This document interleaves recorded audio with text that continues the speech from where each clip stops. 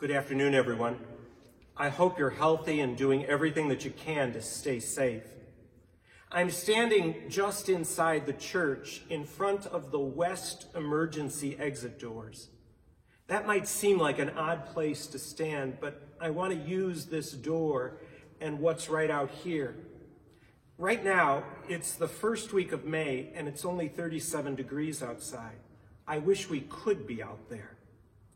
You might remember back in November, we announced plans to create a healing garden, which will go in this area behind me, with the hopes that we can eventually create a path that will lead into the prayer path and the stations of the cross in the woods. The idea of having a healing garden here at Resurrection Church was born in the midst of the sex abuse crisis in the life of our church.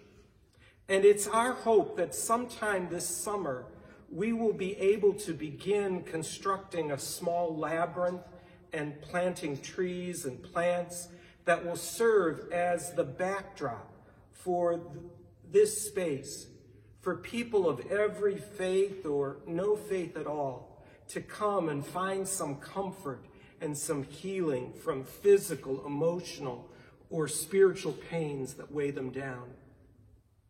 Over the last few weeks, we've seen our plans for the opening of our 50th anniversary on June 7th.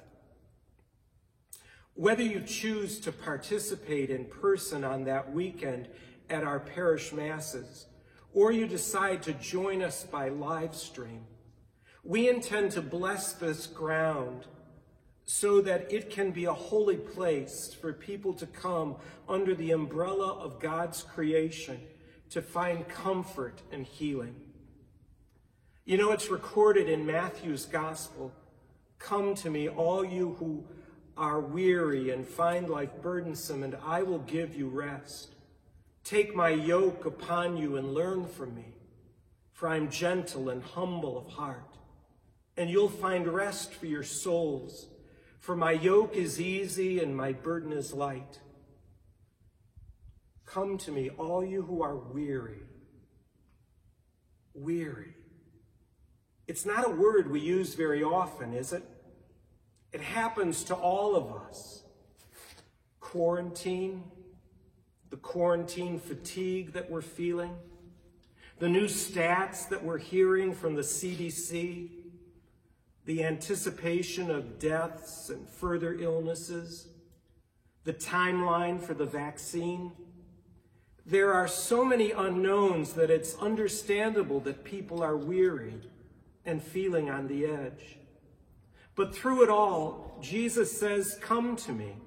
And he reminds us that in our pain, in our weariness, in our uncertainty, he will be gentle with us. He may not give us an answer because in truth, more times than not, we may already know what the answer is. But he'll be there to listen. And that's really oftentimes all that we need from one another, isn't it? Just time to listen and someone to listen to us. That's what we have in our Savior, Jesus Christ. A God who will listen to us. So I say, don't be afraid to talk to Jesus. Lay down your burdens before him, and then sit back and listen. You know, it's kind of ironic, isn't it? The whole idea of this healing garden, of a place where you can simply listen in the midst of God's creation, that it was born out of a crisis that was taking place in the life of our church. And now the healing garden is going to start taking shape in the year of a worldwide pandemic. What a time to celebrate a 50th anniversary. But you know, the more I think about it, it isn't irony, but rather the providence of God. What better time for this to take shape? for the power and the mystery of the resurrection.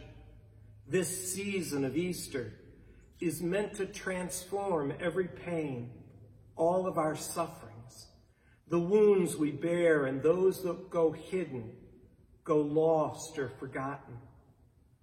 Resurrection is about the promise of new life that's been offered to us.